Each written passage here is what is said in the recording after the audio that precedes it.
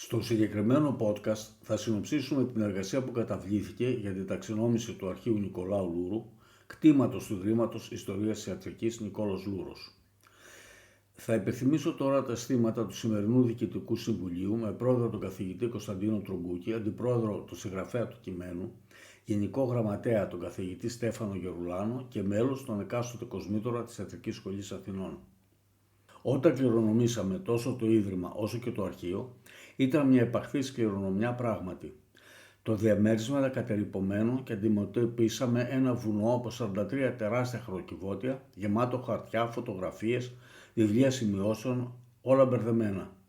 Δεν ξέραμε τι να κάνουμε με αυτό το εμπόδιο που κάλυπτε όλο το δάπεδο ενός μεγάλου δωματίου. Έτσι το αποθέσαμε προσωρινά στο μεγάλο σαλόνι και ξεκινήσαμε την αναπαλαίωση από τα υπνοδωμάτια.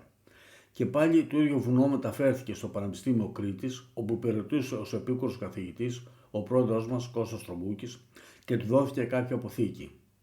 Αναβαθμίστηκε σε αναπληρωτή καθηγητή και μετακόμισε στα Ιωάννινα. Μαζί του τα 43 κυβότια επέστρεψαν στην Αθήνα. Ωστόσο κανένα μέρος για αυτά και το διαμέρισμα των παλιών υπηρετών στο Δώμα χρησιμοποιήθηκε ως στρατόπεδο προσφύγων. Επειδή το τελευταίο ήταν εγκαταλελειμμένο, αποφασίστηκε μετά από 3 χρόνια να ανακαινιστεί. Ως εκ τούτου, τα κυβότια μεταφέρθηκαν για άλλη μια φορά στην τραπεζαρία στον κάτω όροφο. Σε εκείνο το σημείο σκέφτηκα, φτάνει πια, και ανέλαβα να διαβάσω χονδρικά το περιεχόμενο και να το ταξινομήσω, προσπαθώντας επίσης να βρω ένα κατάλληλο χώρο ανάπαυσης. Και τότε αποκαλύφθηκε ένα θησαυροφυλάκιο. Δεκάδες χιλιάδες χειρόγραφες, δακτυλογραφημένες, τυπωμένες σελίδες, φωτογραφίες, εφήμερα, όλα μισοταξινομημένα από την αείμιστη κυρία Φωτεινή Κότση. Είτε για δεκαετίες η θρυλική πιστή γραμματέας του Λούρου, την οποία εμπιστευόταν σε κάθε πτυχή της δράσης του. Ήταν το alter ego του. Και φύλαγε όλα τα χαρτιά του και λοιπά στη μικρή σπηλιά της, στο υπόγειο αυτού του διαμερίσματος του Λούρου. Και τι ήταν για αποθήκευση. Ο ήμιστος Λούρος κρατούσε κυριολεκτικά τα πάντα και άλλα τεινά. Από όλα τα γράμματα της μητέρας του προς αυτόν, γεμάτα στοργή και οδηγιών από το 1916 μέχρι το θάνατό της, στην αλληλογραφία του με βασιλείς και επιφανείς πολιτικούς, γίγαντες επιστήμης και των τεχνών, ασθενείς και συναδέλφους από την Ελλάδα, τη Γερμανία, το Ηνωμένο Βασίλειο, τη ΣΥΠΑ, τη Γαλλία, μέχρι τα εισιτήρια των λεωφορείων, τα μενού των εστιατορίων, τα προγράμματα θεατρικών παραστάσεων. Και τόμοι επιστημονικών άρθρων, χειρόγραφα για αγκώδη βιβλία προς έκδοση, διαλέξει σε κάθε υψηλή και ταπεινή συγκέντρωση. Και ταινίες πρωτοπεριακές για την εποχή εκείνη, χειρουργικές επεμβάσεις, αποδείξεις των εξόδων του, τηλεφωνικοί λογαριασμοί, προσκλήσεις για κάθε κοινωνική εκδήλωση. Διαβάζοντας όλα αυτά, η ζωή σχεδόν ενός αιώνα επανέρχεται στη ζωή. Η εθιμοτυπία του σωστού πρωτοκόλλου της αυλής συνυπήρχε με ένα ευχαριστήριο σημείωμα σε έναν περιστασιακό αγρότη που του έστειλε στο χριστουγεννιάτικο δώρο μια γαλοπούλα.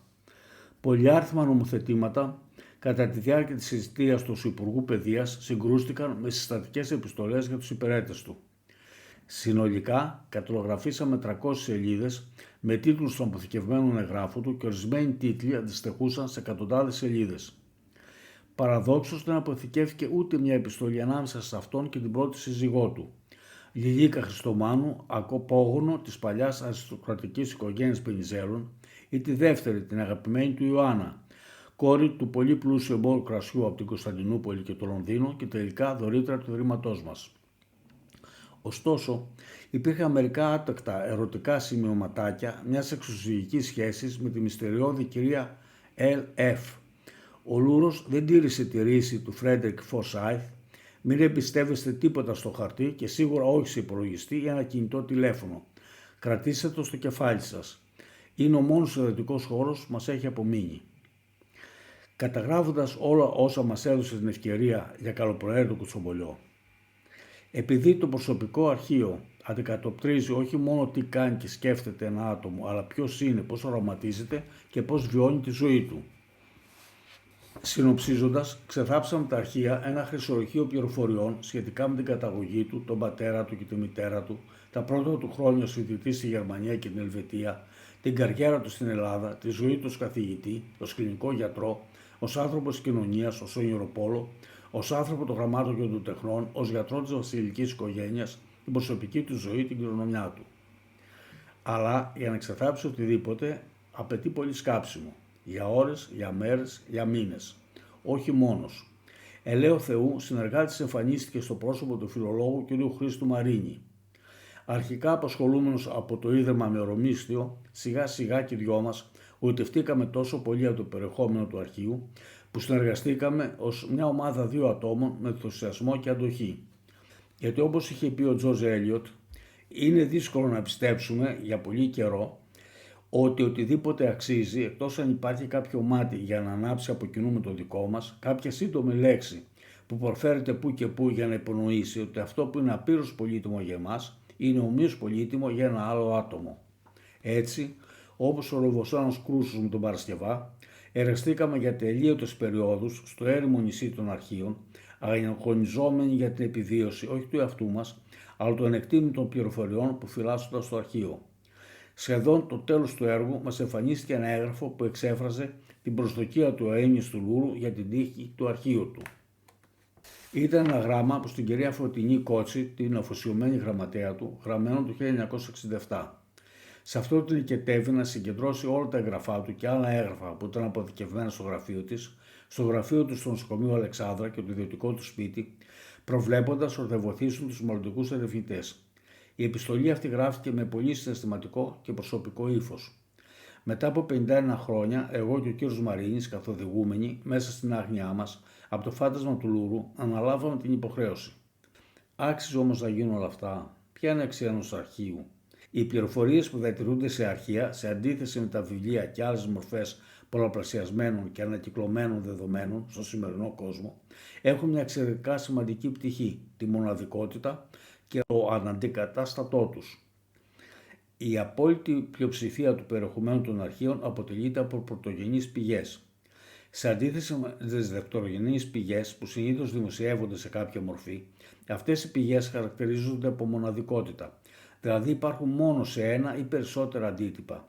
Εξάλλου, η ανοιχτή πρόσβαση στα αρχεία είναι ένας από τους πυλώνες της Οικουμενικής Διακήρυξης για τα αρχεία που αναπτύχθηκε από το Διεθνές Συμβούλιο Αρχείων και εγκρίθηκε από την UNESCO το 2011.